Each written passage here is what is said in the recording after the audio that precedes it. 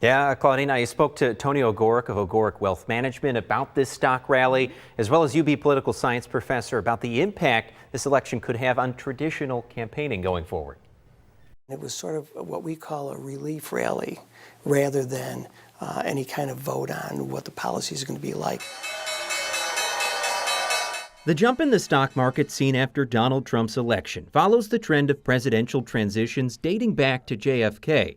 Because according to Tony Ogorek of Ogorek Wealth Management, just on an immediate basis, markets abhor uncertainty. And there is no uncertainty like a presidential election.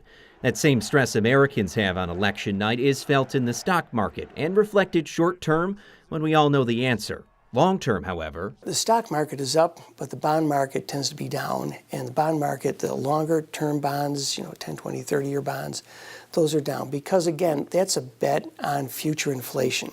That's because Ogorek says there are still national debt concerns and concerns about some of Trump's policies, including tariffs or taxes on foreign-made goods, which add to inflation.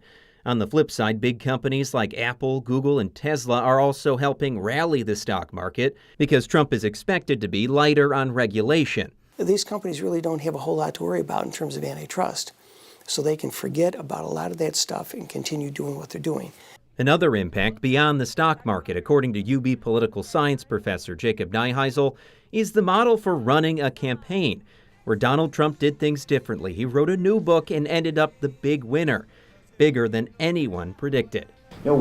Are campaigns effective, and what is the role of campaigns, and how are they effective after a race like this, where by all outward indications Harris did everything right, everything that a political scientist would tell her campaign to do, and at the same time ends up, short.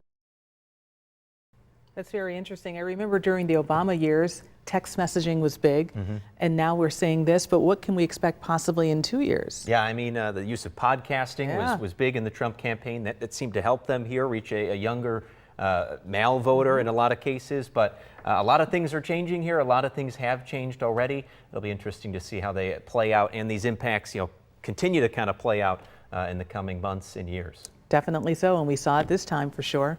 All right, Rob Hackford, thanks so much for joining us.